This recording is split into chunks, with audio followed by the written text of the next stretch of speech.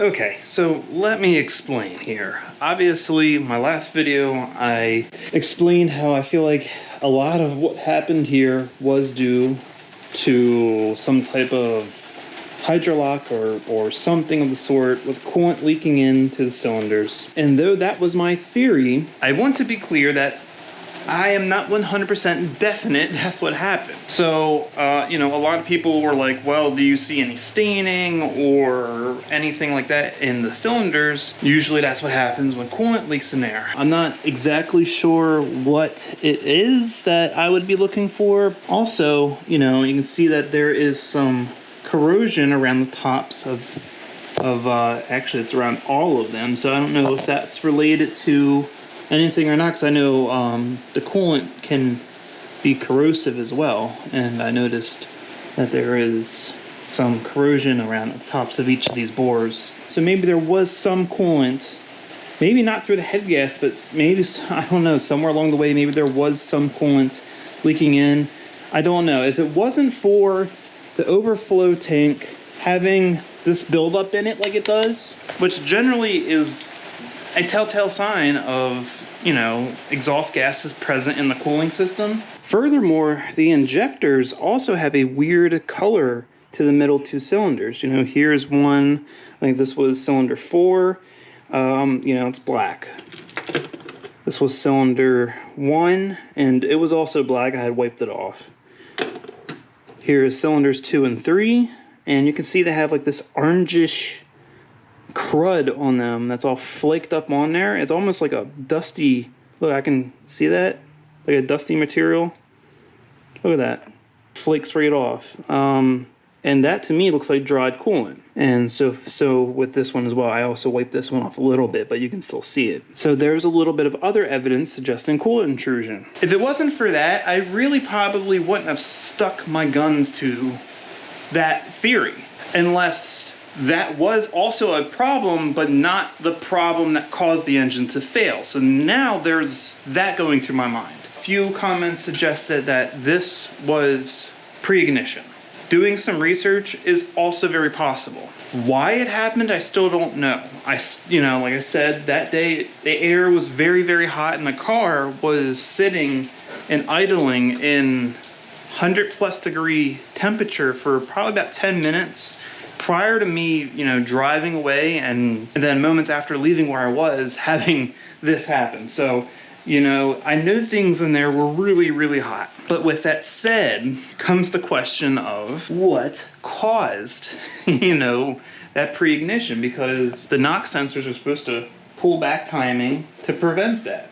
Unless it was so excessive that no amount of ignition timing changes was going to remedy the issue. I really don't know. The only things I do know is this is no more good. It wasn't due to aftermarket parts, and it wasn't due to not tuning the car, because up until this point, things were running fine, like there wasn't any issues. So if there was a problem with any of that, the issues would have been noticeable immediately. This was a sudden event with no warning of it happening. It just happened.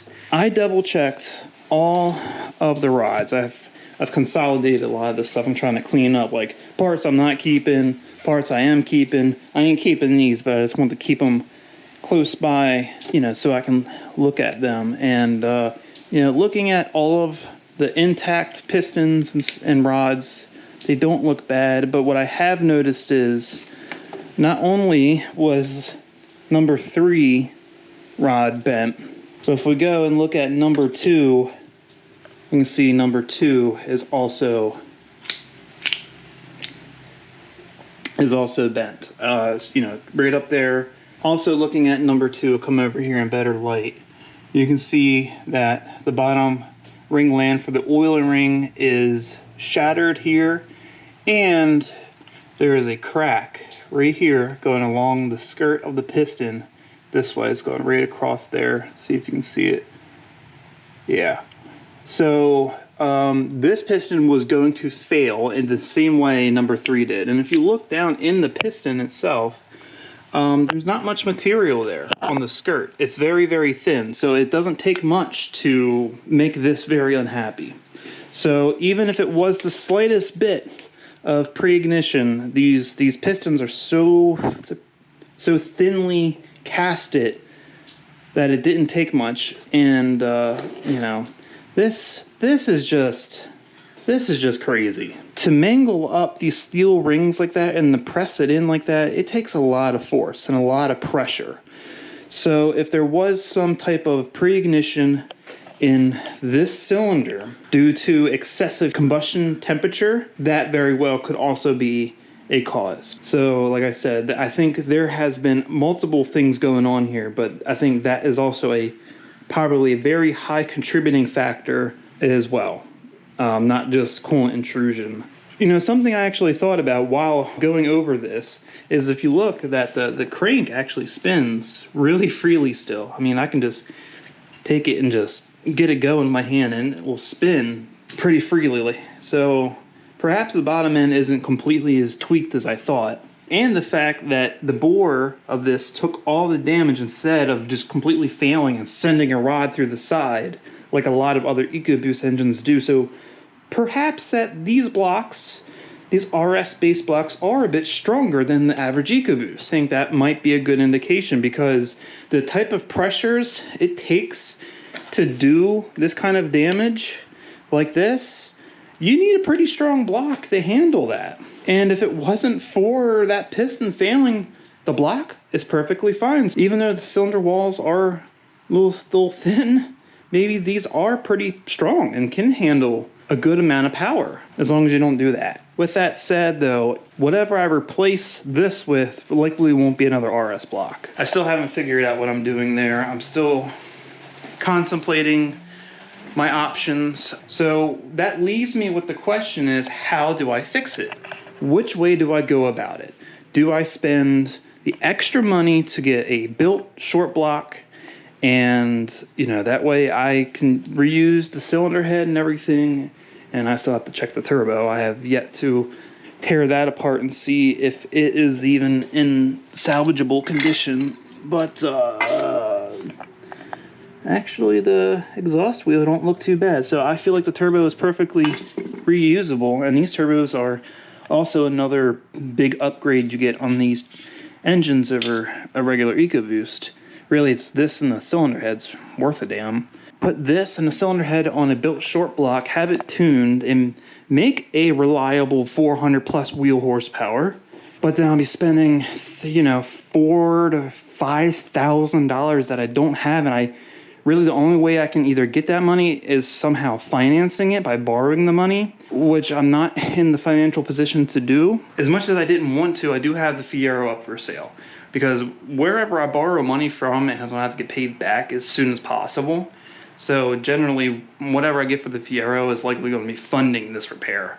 So if you happen to want a supercharged Fiero, hit me up. There's one for sale. Or if you know someone who might want one. I know there's a lot going on here. So like I was saying, built short block, reliable power, or I noticed that there are some options out. I can get a brand new in-crate short block from Ford, a standard 2.3 short block, not an RS short block. It's still completely compatible with all of the parts that I have. I can reuse my timing set, I can reuse everything that I know is good, the turbo, the head, and everything, except that I know that I will be limited to basically the power the car has been making. Which I would say about 340, maybe 350 wheel horsepower, which is fine. It's enough power to be fun. It sucks because you're spending all that money all the time doing all this work, and you want to put something better in that can hold more power. But going that way, I can have a short block like that from another Ecoboost car for less than $2,000 shipped to my front door. And then whatever a machine shop would charge to get the cylinder head fixed up, maybe $400-500 at most for machine work. I could have everything put back together for less than $3,000 that way to get the same thing I pretty much had. So obviously that is the much more cost-effective option. Or do I spend another $2,000 on top of that to put something good in, and at least I know it will hold up and I can get more power out of it that way? I'm so stuck in the crossroads here with this. I really don't know. And if it wasn't for the financial position that I was in, I wouldn't care. I'd be throwing a damn fully built whatever I could throw in there, you know, if it wasn't about money, but unfortunately it is. times are tough for a lot of folks, and I'm not excluded from that.